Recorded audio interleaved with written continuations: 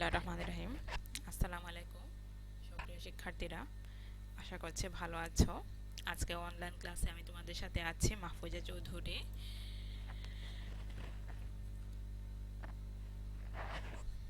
আজকে class degree দ্বিতীয় বর্ষের বাংলাদেশের রাজনৈতিক অর্থনীতি এই কোর্সের ক্লাস। আজকে যে বিষয় টপিকটা নিয়ে আলোচনা করব সেটা হচ্ছে অর্থনৈতিক উন্নয়ন কৌশল ও মডেল। অর্থনৈতিক উন্নয়ন কৌশল ও মডেল। এখানে রয়েছে অর্থনৈতিক উন্নয়ন কি। অর্থনৈতিক উন্নয়ন কৌশলের মধ্যে রয়েছে যে অর্থনৈতিক উন্নয়ন কি, প্রথমেই অর্থনৈতিক উন্নয়নের সংজ্ঞা, তারপর অর্থনৈতিক উন্নয়নের পূর্বশর্ত রয়েছে। এই অর্থনৈতিক উন্নয়নের কিছু পূর্বশর্ত, এগুলো ফুলফিলের মাধ্যমে রাষ্ট্র দেশগুলোকে, বিশ্বের সকল দেশকে বিভিন্ন ক্রাইটেরিয়া ভাগ করা হয়। উন্নত দেশ, উন্নয়নশীল দেশ, অনুন্নত দেশ, এইসব ভাগে ভাগ করা হয়, এই তিন ভাগে। এখন আমরা প্রথমেই যে বিষয়টি দেখব, অর্থনৈতিক উন্নয়ন কি। হ্যাঁ, অর্থনৈতিক উন্নয়নের সংজ্ঞাটা আমরা একটু দেখি। সাধারণভাবে অর্থনৈতিক উন্নয়ন বলতে কি বোঝায়? সাধারণভাবে অর্থনৈতিক উন্নয়ন বলতে কোনো দেশের সার্বিক অর্থনৈতিক অবস্থার উন্নয়নকে বোঝানো হয়। কোনো দেশের জনগণ অর্থনৈতিকভাবে ক্রমাগত অগ্রগতি সাধন করতে থাকলে, অথবা দেশের আর্থসামাজিক অবকাঠামো গড়ে ওঠার মাধ্যমে দেশের জাতীয় আয় ও উৎপাদন, কি বলা হয়েছে যে আর্থসামাজিক অবকাঠামো গড়ে ওঠার মাধ্যমে যদি দেশের জাতীয় আয় ও জাতীয় উৎপাদন বৃদ্ধি করতে থাকলে তাকে অর্থনৈতিক উন্নয়ন বলা যাবে।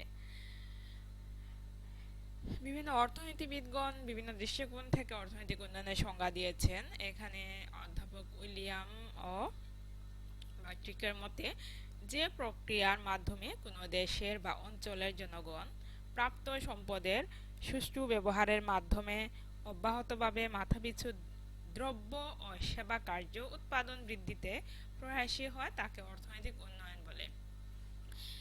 যে প্রক্রিয়ার মাধ্যমে কোনো দেশের বা অঞ্চলের জনগণ প্রাপ্ত সম্পদের সুষ্ঠু ব্যবহারের মাধ্যমে, কি মানে একটা দেশে বা অঞ্চলে যে প্রাপ্ত সম্পদ রয়েছে, ওই প্রাপ্ত সম্পদের সুষ্ঠু ব্যবহারের মাধ্যমে অব্যাহতভাবে এই উন্নয়নটা অব্যাহতভাবে চলবে, একটা নির্দিষ্ট জায়গায় স্থির না। সুষ্ঠু ব্যবহারের মাধ্যমে অব্যাহতভাবে মাথাপিছু দ্রব্য ও সেবা কার্য উৎপাদন বৃদ্ধিতে প্রয়াসী হয় তাকে অর্থনৈতিক উন্নয়ন বলে। একটু ক্লিয়ারলি দেখা যাক অধ্যাপক স্নাইডারের মতে কি। অধ্যাপক স্নাইডার বলেন যে অর্থনৈতিক উন্নয়ন বলতে মাথাপিছু উৎপাদন ক্ষমতার দীর্ঘমেয়াদী বা অব্যাহতভাবে বৃদ্ধির প্রক্রিয়াকে বোঝায়। এটা অনেক ক্লিয়ার একটা সংজ্ঞা, অনেক ছোট এবং ক্লিয়ারলি বলেছেন। সেটা কি অর্থনৈতিক উন্নয়ন বলতে, স্নাইডার বলেছেন অর্থনৈতিক উন্নয়ন বলতে মাথাপিছু উৎপাদন ক্ষমতার দীর্ঘমেয়াদী বা অব্যাহতভাবে বৃদ্ধি প্রক্রিয়াকে বোঝায়।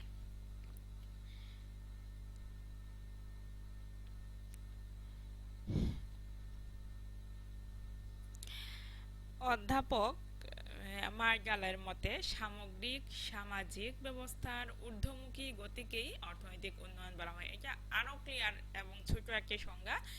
এখানে কি বলা হয়েছে যে সামগ্রিক সামাজিক ব্যবস্থার ঊর্ধ্বমুখী গতিকে অর্থনৈতিক উন্নয়ন বলা হয়। এখানে একটা ওয়ার্ডের ভিতরে সকল কিছু নিয়ে আসা হয়েছে, যে সামগ্রিক সামাজিক ব্যবস্থার, সমাজ ব্যবস্থার সকল দিকের সামগ্রিক ঊর্ধ্বমুখী গতিকে অর্থনৈতিক উন্নয়ন বলা হয়েছে। আরও অনেক সংজ্ঞা রয়েছে। আমরা অন্যভাবে বলতে পারি যে প্রতি ঘন্টা কাজের ভিত্তিতে যদি উৎপাদন বৃদ্ধি পায় তবেই বুঝতে হবে অর্থনৈতিক উন্নয়ন ঘটেছে। অর্থনৈতিক উন্নয়ন হচ্ছে কোনো দেশের অর্থনীতির কাঠামোগত ও ক্রিয়াগত পরিবর্তন। অর্থনৈতিক উন্নয়ন হচ্ছে কোনো দেশের অর্থনীতির কাঠামোগত ও ক্রিয়াগত পরিবর্তন। এটা কাঠামোগত পরিবর্তন এবং ক্রিয়াগত পরিবর্তন। হ্যাঁ, যেমন উৎপাদন বৃদ্ধি, তারপর হচ্ছে আর্থসামাজিক সাম্য, আনুষঙ্গিক জ্ঞান বিজ্ঞান, উন্নত দৃষ্টিভঙ্গি, সমাজ ব্যবস্থার অবাঞ্ছিত অবস্থা দূরীকরণ। হ্যাঁ, এগুলো উদ্যোগের মাধ্যমে গৃহীত সমন্বিত নীতি পালনের মাধ্যমে অর্জিত আধুনিকায়নকে অর্থনৈতিক উন্নয়ন বলা যেতে পারে, অর্থনৈতিক উন্নয়ন বলে গণ্য করা হয়। তাহলে এই সংজ্ঞাগুলো আলোচনা করে আমরা একটা সামারি যদি করি, তাহলে বলা যায় যে অর্থনৈতিক উন্নয়ন হলো এমন একটি প্রক্রিয়া যার দ্বারা দীর্ঘকাল মেয়াদে একটি অর্থব্যবস্থার প্রকৃত জাতীয় আয়ের বৃদ্ধি ঘটিয়ে জনসাধারণের জীবনযাত্রার মানের পরিবর্তন ঘটানো যায়। এ হচ্ছে অর্থনৈতিক উন্নয়ন। এই অর্থনৈতিক উন্নয়ন, বাংলাদেশে অর্থনৈতিক উন্নয়নের পূর্ব শর্তগুলো কি কি? কোনো কোনো দেশের অর্থনৈতিক উন্নয়ন কতগুলো মৌলিক উপাদানের উপর নির্ভর করে, এগুলোকে অর্থনৈতিক উন্নয়নের পূর্ব শর্ত বলা হয়, pre conditions of economic development. অধ্যাপক লুইসের মতে মাথাপিছু উৎপাদনের হার বৃদ্ধি একদিকে যেমন প্রাকৃতিক সম্পদের উপর নির্ভর করে, তেমনি অন্যদিকে তা মানুষের ব্যবহারের উপরও নির্ভর করে। মূলত অর্থনৈতিক উন্নয়নের পূর্বশর্তগুলো একটি আরেকটির পরিপূরক, একটি আরেকটিকে পরিপূর্ণ করে। এই পূর্বশর্তগুলো, এদের কোনোটিকে বাদ দিয়ে উন্নয়ন প্রচেষ্টা সম্ভব নয়। বাংলাদেশ তৃতীয় বিশ্বের একটি উন্নয়নশীল দেশ, আর স্বাধীন অর্থনৈতিক উন্নয়নের বিকাশ শুরু হয়েছে মাত্র 3-4 দশক থেকে। এই ভূমিকা সামনে রেখে বাংলাদেশের অর্থনৈতিক উন্নয়নের যে পূর্বশর্তগুলো দাঁড় করানো হয়েছে, এগুলো প্রাকৃতিক সম্পদ, দক্ষ জনশক্তি, জনগণের দৃষ্টিভঙ্গি, মূলধন গঠন, সামাজিক ও অর্থনৈতিক কাঠামো, ব্যাপক শিক্ষা ব্যবস্থা, কারিগরি জ্ঞান, দক্ষ উদ্যোক্তা শ্রেণী, জাতীয় নেতৃবৃন্দের ভূমিকা, জনসংখ্যা নিয়ন্ত্রণ, রাজনৈতিক স্থিতিশীলতা। এই বিষয়গুলো হচ্ছে অর্থনৈতিক উন্নয়নের পূর্বশর্ত। প্রাকৃতিক সম্পদ, অর্থনৈতিক উন্নয়নের জন্য যে প্রাকৃতিক সম্পদটা হচ্ছে সর্বাপেক্ষা প্রয়োজনীয় উপকরণ। পৃথিবীর অধিকাংশ উন্নত দেশের অর্থনৈতিক উন্নয়নের মূলে রয়েছে সে দেশের প্রাকৃতিক সম্পদ। অর্থনৈতিক উন্নয়নের প্রয়োজনীয় প্রাকৃতিক সম্পদ হিসেবে বাংলাদেশে বিপুল গ্যাস ও তেলের সম্ভাবনা রয়েছে। এছাড়াও বিভিন্ন মানের কয়লা, বালুমাটি, কাঁচ বালি, চুনাপাথর প্রভৃতি প্রাকৃতিক সম্পদের সুষ্ঠু সংরক্ষণ ও ব্যবহার বাংলাদেশের অর্থনৈতিক উন্নয়নের অন্যতম প্রধান শর্ত। দক্ষ জনশক্তি, প্রাকৃতিক সম্পদকে কাজে লাগিয়ে শিল্পায়নের সাফল্যের জন্য দক্ষ জনশক্তি প্রয়োজন, আর সেটা হচ্ছে অর্থনৈতিক উন্নয়নের আরেকটি পূর্ব শর্ত। তারপর হচ্ছে জনগণের দৃষ্টিভঙ্গি। অর্থনৈতিক উন্নয়নের জন্য প্রয়োজন হলো জনগণের মধ্যে আত্মপ্রত্যয় ও উন্নয়নের প্রতি গভীর আগ্রহ থাকতে হবে। কুসংস্কার, নিরক্ষরতা প্রভৃতি কারণে বাংলাদেশের জনগণের যে আত্মপ্রত্যয়ের দৃষ্টিভঙ্গি অভাব রয়েছে, এটা কাটিয়ে উঠতে হবে। জনগণের দৃষ্টিভঙ্গি যদি এমন হয়, আত্মপ্রত্যয়ী হয় দেশের উন্নয়নের জন্য, তাহলে হচ্ছে দেশের কল্যাণ হবে, মানে অর্থনৈতিক উন্নয়নের এটা একটা পূর্ব শর্ত। মূলধন গঠন, প্রাকৃতিক সম্পদসমূহের পূর্ণরূপে ব্যবহার করে অর্থনৈতিক উন্নয়ন সাধন করতে হলে মূলধনের বিশেষ প্রয়োজন, আর এই মূলধন মূলত সঞ্চয়ের উপর নির্ভর করে। মূলধন গঠন, জাতীয় আয়ের একটা অংশ যদি সঞ্চয় করা না হয় তাহলে উন্নয়ন সম্ভবপর হয় না। সামাজিক অর্থনৈতিক কাঠামো, অর্থনৈতিক উন্নয়নের জন্য দেশে সর্বাগ্রে উন্নত পরিবহন ও যোগাযোগ ব্যবস্থা, রাস্তাঘাট, বাঁধ, স্কুল, কলেজ, বিদ্যুৎ ব্যবস্থা প্রভৃতি স্থায়ী মূলধন তৈরি করতে হবে। এই যে সামাজিক অর্থনৈতিক কাঠামো, এই কাঠামোগুলো স্ট্রং মানে তৈরি করতে হবে। কাঠামোগুলো যত বেশি শক্তিশালী হবে, অর্থনৈতিক উন্নয়নটা তত বেশি ভালো হবে, বেশি হবে। ব্যাপক শিক্ষা প্রসার, এটা অর্থনৈতিক উন্নয়নের পূর্ব শর্ত। তারপর হচ্ছে কারিগরি জ্ঞান, জনগণের মধ্যে কারিগরি জ্ঞান বৃদ্ধি থাকতে হবে, জ্ঞানের বৃদ্ধি করা প্রয়োজন। তারপর দক্ষ উদ্যোক্তা শ্রেণী ছাড়া একটা অর্থনৈতিক ব্যবস্থা কিন্তু অচল। দক্ষ উদ্যোক্তা শ্রেণী তৈরি করতে হবে অর্থনীতিকে সচল করে রাখার জন্য। তারপর জাতীয় নেতৃবৃন্দের ভূমিকা রয়েছে, একটা রাষ্ট্রে অবশ্যই নেতৃবৃন্দের ভূমিকা অনেক বেশি গুরুত্বপূর্ণ। জাতীয় নেতৃবৃন্দের ভূমিকা অর্থনৈতিক উন্নয়নের পূর্ব শর্ত। তারপর হচ্ছে জনসংখ্যা নিয়ন্ত্রণ, জনসংখ্যাকে নিয়ন্ত্রণ করে যে জনসংখ্যা আছে সেটাকে যদি কাজে লাগানো যায়, দক্ষ মানব শক্তিতে গড়ে তোলা যায়, তখন হচ্ছে অর্থনৈতিক উন্নয়নটা ঘটবে। তারপর রাজনৈতিক স্থিতিশীলতা, এটা অবশ্যই রাজনৈতিক স্থিতিশীলতা অনেক বেশি প্রয়োজন। রাজনৈতিক স্থিতিশীলতা ছাড়া অর্থনৈতিক উন্নয়ন কখনোই সম্ভব নয়। একটা অস্থিতিশীল রাজনৈতিক ব্যবস্থার মধ্যে অর্থনৈতিক উন্নয়ন করা সম্ভব হয় না। এই পূর্ব শর্তগুলো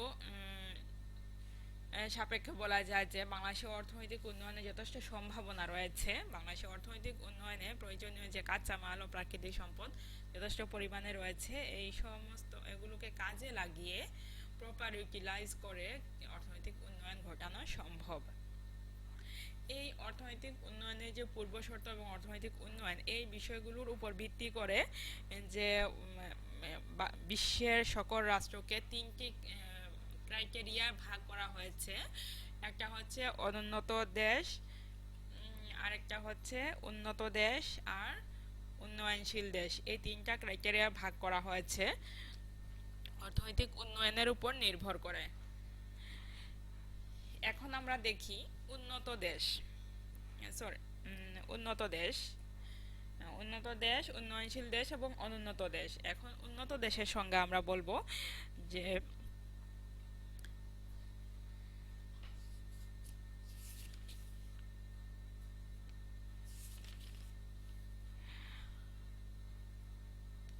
সরি, এটা অনুন্নত দেশ হবে। অনুন্নত দেশের সংজ্ঞা, যেহেতু সংজ্ঞাটা অনুন্নত দেশ, অধ্যাপক বুকানন ও এলিসের মতে অনুন্নত দেশ বলতে তাকে বোঝায় যার অধিবাসীরা উন্নত দেশের তুলনায় নিম্নমানের সম্পদ ভোগ করে এবং বাস্তব কল্যাণ কম পেয়ে থাকে। এখানে কি বলেছেন অধ্যাপক বুকানন ও এলিস তার অর্থনৈতিক অনুন্নত দেশের সংজ্ঞায় বলেছেন যে অনুন্নত দেশ বলতে তাকে বোঝায় যার অধিবাসীরা উন্নত দেশের তুলনায় নিম্নমানের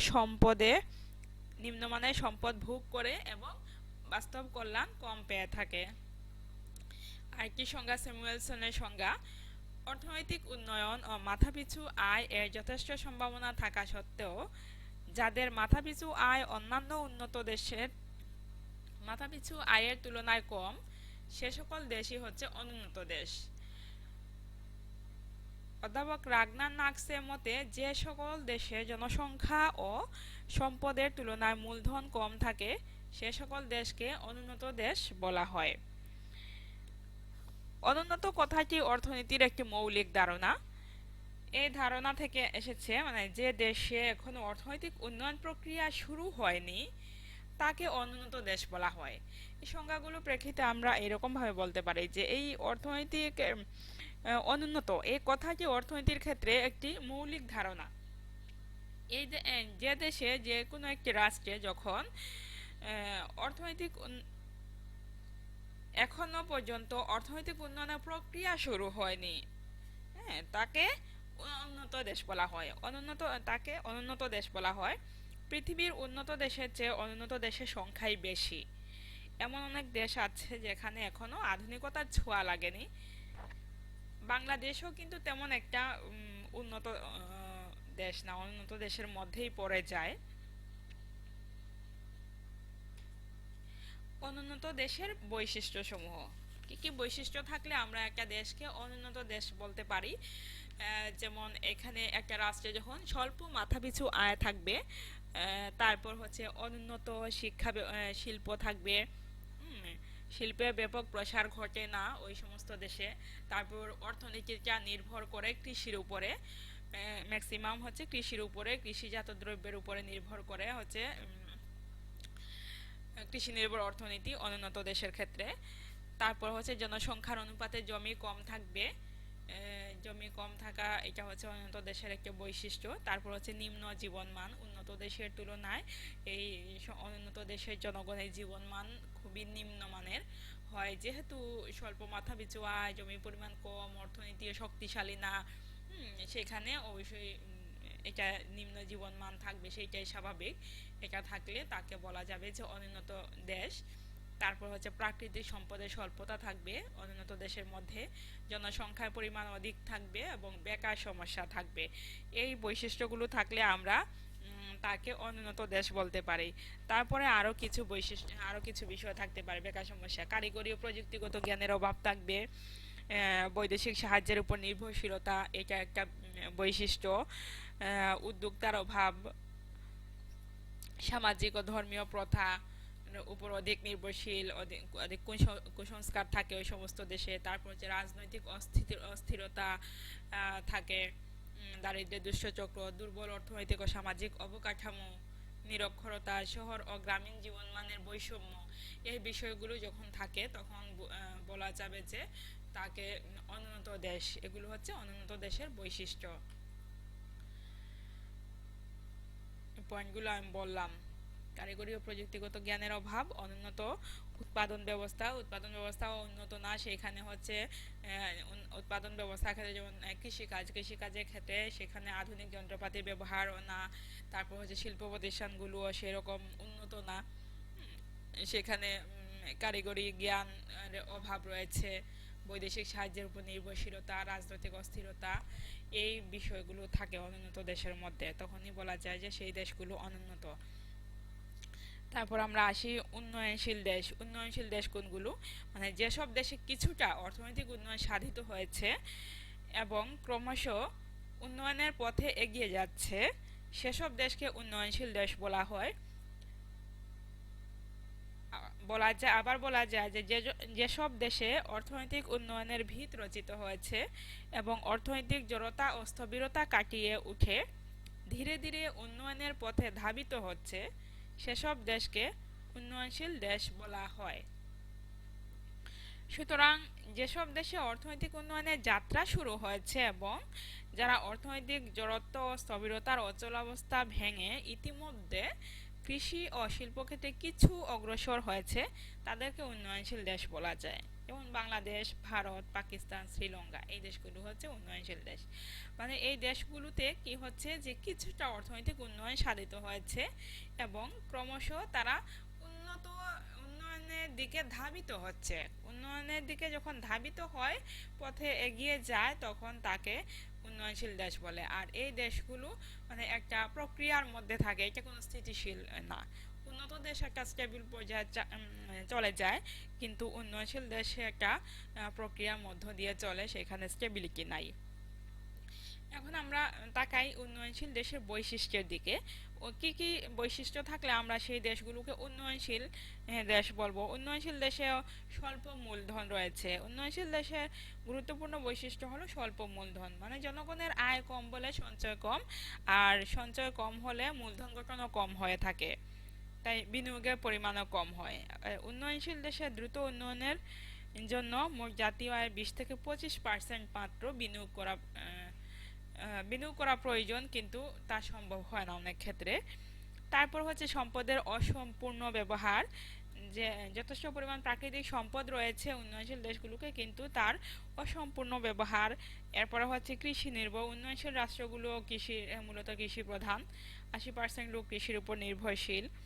অনুন্নত শিল্প ব্যবস্থাও সেই উন্নত দেশের মতো এত উন্নত না। অনুন্নত শিল্প, বেকারত্ব রয়েছে উন্নয়নশীল দেশে, অধিক ধনবৈষম্য রয়েছে। উন্নয়নশীল দেশে একদিকে লক্ষ্য করা যায় যে লক্ষ লক্ষ লোক অনাহারে অর্ধাহারে দিন যাপন করে, আবার অন্যদিকে দেখা যায় যে মুষ্টিমেয় লোক কিন্তু অনেক ধনী হয়ে গিয়েছে, এখানে তাদের চরম ভোগ বিলাসের মধ্যে তারা ন্যস্ত রয়েছে। এই যে অধিক ধন বৈষম্য, এটা উন্নয়নশীল দেশের একটা বৈশিষ্ট্য। তারপর হচ্ছে রপ্তানি বাণিজ্য। উন্নয়নশীল দেশগুলো সাধারণত কৃষিজাত দ্রব্য কাঁচামাল রপ্তানি করে থাকে, শিল্পজাত দ্রব্য আমদানি করে থাকে। উন্নয়নশীল দেশগুলো বিদেশে উৎপাদিত শিল্পজাত দ্রব্য চড়া মূল্যে আমদানি করে থাকে। তাতে কি হয়? তীব্র বাণিজ্য সংকট দেখা দেয়, বাণিজ্য ঘাটতি দেখা দেয়। তারপর হচ্ছে নিরক্ষরতা। নিরক্ষরতা উন্নয়নশীল দেশের আরেকটা বৈশিষ্ট্য। অশিক্ষা হতে জন্ম নেয় কুসংস্কার, রক্ষণশীলতা, সংকীর্ণতা ও অদৃষ্টবাদ, এগুলো হচ্ছে উন্নয়নশীল দেশের আরেকটা বৈশিষ্ট্য। তারপর হচ্ছে স্বল্প মাথাপিছু আয়। অনুন্নত দেশ থেকে কিছুটা বেশি, কিন্তু উন্নত দেশ থেকে অনেক কম। স্বল্প মাথাপিছু আয় উন্নয়নশীল দেশের বৈশিষ্ট্য। নিম্ন জীবনযাত্রার মান, দ্রুত জনসংখ্যা বৃদ্ধি। উন্নয়নশীল দেশগুলোতে জনসংখ্যা বৃদ্ধিটা খুব দ্রুত হারে ঘটছে, এবং শিক্ষা প্রসারটা তেমন নাই, শিক্ষা প্রসার অনেক কম। পুঁজি গঠন পুঁজি গঠন উন্নয়নশীল দেশে পুঁজি গঠনের হারও কম, তবে জনগণের মাথাপিছু আয় বৃদ্ধি পাওয়ায় সঞ্চয় ও মূলধন গঠন ক্রমশ বৃদ্ধি পাচ্ছে। একটা প্রক্রিয়ার মধ্যে রয়েছে শিক্ষা প্রসার। এখানে উন্নয়নশীল দেশে সরকারি ও বেসরকারি উদ্যোগে নতুন নতুন শিক্ষা প্রতিষ্ঠান গড়ে উঠছে। শিক্ষা প্রতিষ্ঠানগুলো গড়ে ওঠার কারণে যে শিক্ষা ব্যবস্থার প্রতি যে শিক্ষার প্রতি জনগণের আগ্রহ সৃষ্টি হচ্ছে এবং শিক্ষার প্রসার ঘটছে। সামাজিক ও ধর্মীয় পরিবেশ, এখানেও বর্তমানে যে শিক্ষা ব্যবস্থার ফলে উন্নয়নশীল দেশে কুসংস্কার, পর্দা প্রথা, ধর্মীয় গোঁড়ামি, বর্ণপ্রথা ইত্যাদি ক্ষেত্রে জনগণের সচেতনতা বৃদ্ধি পায়। আর এর ফলে যে উন্নয়নের অনুকূল একটি পরিবেশ তৈরি হয়। পরিবহন ও যোগাযোগ ব্যবস্থারও উন্নয়ন ঘটছে উন্নয়নের পথে, যে উন্নত দেশের মতো অত ব্যাকওয়ার্ড না। সেখানে হচ্ছে উন্নয়নশীল দেশের রাস্তাঘাট, বিদ্যুৎ, টেলিফোন ইত্যাদি অবকাঠামো উন্নয়নের জন্য পদক্ষেপ নেওয়া হয়েছে এবং এতে উন্নয়নও শুরু হয়েছে। রাজনৈতিক ও প্রশাসনিক দুর্বলতা ও উপনিবেশিক শাসন ও শোষণ, এগুলো হচ্ছে উন্নয়নশীল দেশের বৈশিষ্ট্য। এখন আমরা দেখি যে উন্নত দেশ কি, উন্নত দেশের বৈশিষ্ট্য। উন্নত দেশ বলতে বোঝায়, সাধারণভাবে বলা যায় যে যে সকল দেশ উৎপাদন ক্ষেত্রে আধুনিক কলাকৌশল ও উন্নত প্রযুক্তির ব্যবহার ঘটিয়ে সম্পদের সুষ্ঠু ব্যবহারের মাধ্যমে জাতীয় উৎপাদন ও মাথাপিছু আয় বৃদ্ধিতে সক্ষম হয়েছে, সে দেশগুলো উন্নত দেশ।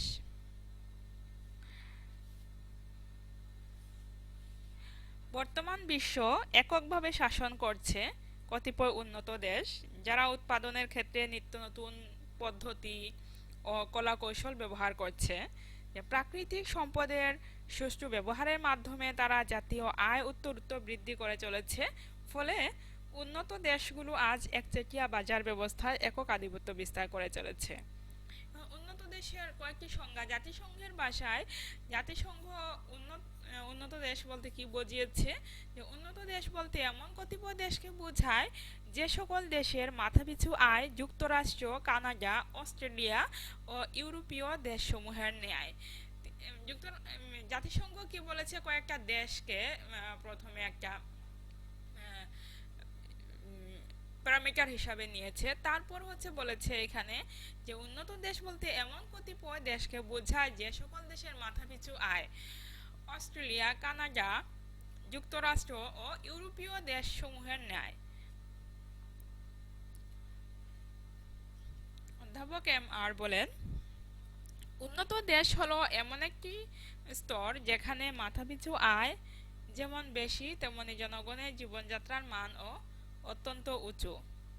সুতরাং এই সংজ্ঞাগুলো বিশ্লেষণ করে বলা যায় যে যে সকল দেশে অধিক অর্থনৈতিক উন্নয়ন সাধিত হয়েছে এবং ভবিষ্যতে কোনো ধরনের কোনো উন্নয়নের দরকার নেই, হ্যাঁ, সে সকল দেশকে উন্নত দেশ বলা হয়। তাহলে আমরা দেখি উন্নত দেশের বৈশিষ্ট্য কি। উন্নত দেশের বৈশিষ্ট্য হচ্ছে এখানে অধিক জাতীয় আয় বেশি এবং মাথাপিছু আয়ও বেশি উন্নত দেশগুলোতে। যেমন হচ্ছে সুইজারল্যান্ড, যুক্তরাষ্ট্র, জাপান ইত্যাদি দেশের মাথাপিছু আয় $25,000 বেশি। তারপর জীবনযাত্রার মান উন্নত, ওই সমস্ত দেশে জীবনযাত্রার মান খুবই উন্নত, ফলে জনগণের জীবন ধারণে আধুনিক সকল সুযোগ সুবিধা ভোগ করে থাকে। তারপর বিজ্ঞান ও প্রযুক্তির সম্প্রসারণ, উন্নত দেশে বিজ্ঞান ও প্রযুক্তিবিদ্যার ব্যাপক প্রসার ঘটিয়ে জীবনের সকল ক্ষেত্রে আধুনিক বিজ্ঞান ও প্রযুক্তির সফল প্রয়োগ করা সম্ভব হয়েছে। তারপরে হচ্ছে প্রাকৃতিক সম্পদের, সেই সকল দেশে প্রাকৃতিক সম্পদের সুষ্ঠু ব্যবহার সম্ভব হয়েছে। শিক্ষার ব্যাপক প্রসার ঘটেছে সেই সকল দেশে আধুনিক বিজ্ঞান ও প্রযুক্তির ব্যবহারের ফলে উন্নত দেশগুলোতে বৃহদায়তন শিল্প বিস্তার লাভ করেছে। শিক্ষার ব্যাপক প্রসারের ফলে উন্নত দেশের সমাজ থেকে অন্ধবিশ্বাস ও কুসংস্কার দূর হয়েছে। দক্ষ জনশক্তি, সাধারণ ও কারিগরি শিক্ষার ব্যাপক প্রসারের কারণে উন্নত দেশের জনগণের কর্মদক্ষতা বেশি। তারপর হচ্ছে সামাজিক নিরাপত্তা, উন্নত দেশের জনগণের জন্য বেকার ভাতা রয়েছে, দুর্ঘটনা ভাতা রয়েছে, চিকিৎসা সুবিধার ব্যবস্থা থাকা, এগুলা জনগণের ব্যক্তিগত কোনো টেনশন থাকে না। তাহলে এগুলা থাকার কারণে অর্থনৈতিক কাঠামো উন্নত, মুদ্রা বাজার ব্যাপক ও ব্যাপক হারে ব্যাংক ও বীমা ব্যবসা দ্রুত প্রসারের ফলে উন্নত দেশের মুদ্রা বাজারটাও উন্নত এবং স্থিতিশীল, যার কারণে হচ্ছে উন্নত দেশগুলো স্টেবল পর্যায়ে পৌঁছে গেছে, তাদের আর পিছনে ফিরে তাকাতে হয় না। তারপর হচ্ছে নারী স্বাধীনতা রয়েছে, রাজনৈতিক স্থিতিশীলতা রয়েছে, অনুকূল বাণিজ্যিক ভারসাম্য রয়েছে।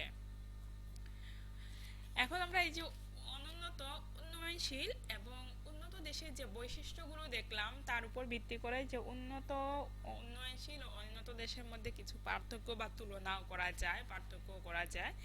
এখানে কয়েকটি পয়েন্ট, যেমন নির্ভরশীলতার দিক দিয়ে উন্নত স্তর, অবকাঠামো, উন্নয়নের স্তর, অবকাঠামো, মূলধন গঠন ও বিনিয়োগ, হ্যাঁ, সামাজিক নিরাপত্তা, শিক্ষা ও স্বাস্থ্য ব্যবস্থা, মানব সম্পদ উন্নয়ন, বেকারত্ব, প্রাকৃতিক সম্পদের ব্যবহার, পরিবহন ও যোগাযোগ ব্যবস্থা, উৎপাদন, কলা কৌশল ও প্রযুক্তি, দুর্নীতিমুক্ত সুশাসন। এই বিষয়গুলো মানে উন্নত, উন্নয়নশীল এবং অনুন্নত দেশের মধ্যে পার্থক্য। এখন হচ্ছে যেমন বলা যায় যে এখানে নির্ভরশীলতা, উন্নত দেশ শিল্পের উপর অধিক নির্ভরশীল, উন্নয়নশীল দেশ কৃষির উপর নির্ভরশীলতা হ্রাস পেয়ে শিল্পের উপর নির্ভরশীলতা বৃদ্ধি পায়, আর অনুন্নত দেশ প্রধানতই কৃষি নির্ভরশীল। এই দিক দিয়ে তুলনা করা যায়। তারপর হচ্ছে উন্নয়নের স্তর। উন্নত দেশের অর্থনীতি উন্নয়নের সর্বোচ্চ স্তরে অবস্থান করে এবং তারা ওই অবস্থান বজায় রাখে। আর উন্নয়নশীল দেশগুলোর উন্নয়ন স্তর দ্বিতীয় কিংবা বিকাশমান স্তরে থাকে।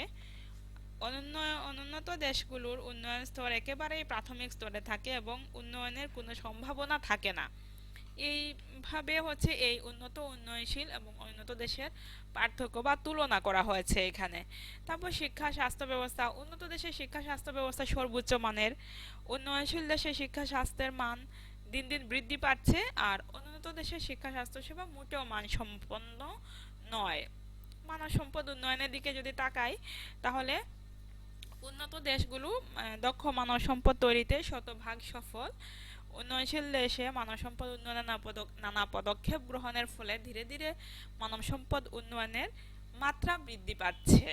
হ্যাঁ, উন্নত দেশে হচ্ছে মানব সম্পদ শতভাগ মানব সম্পদ উন্নয়ন হয়েছে, মানব সম্পদ গঠন করা হয়েছে যথেষ্ট পরিমাণ, আর উন্নয়নশীল দেশে উন্নয়নের পথে ধাবমান। আর হচ্ছে অনুন্নত দেশে জনগণ মানব সম্পদ না হয়ে মানব সমস্যা রূপান্তরিত হয়েছে। এগুলো হচ্ছে এই উন্নত, উন্নয়নশীল এবং উন্নত দেশের মধ্যে পার্থক্য। এখন বেকারত্বের দিকে তাকাই, যে উন্নত দেশগুলোতে প্রকৃত বেকারত্ব নেই। উন্নয়নশীল দেশগুলো বেকার সমস্যার সমাধানে অনেকটা সফল হয়েছে, আর অনুন্নত দেশগুলোর মানুষ বেকারত্বের অভিশাপে জর্জরিত। এখন তোমাদের একটি বাড়ির কাজ দিচ্ছি, যেটা হচ্ছে উন্নত, উন্নয়নশীল ও অনুন্নত দেশের মধ্যে তুলনা করো। এই তুলনা বা পার্থক্য এটা করবা। এটা এখান থেকে করতে পারো। এই যে তিনটা উন্নত, অনুন্নত, উন্নয়নশীল, উন্নত দেশের বৈশিষ্ট্য, উন্নত দেশের বৈশিষ্ট্য, তারপর উন্নয়নশীল দেশের বৈশিষ্ট্য সমূহ, এরপরে হচ্ছে উন্নত দেশের বৈশিষ্ট্য সমূহ। এই বৈশিষ্ট্যগুলো আলোচনার সাপেক্ষে উন্নত, উন্নয়নশীল এবং অনুন্নত দেশের মধ্যে তুলনা করা যায়।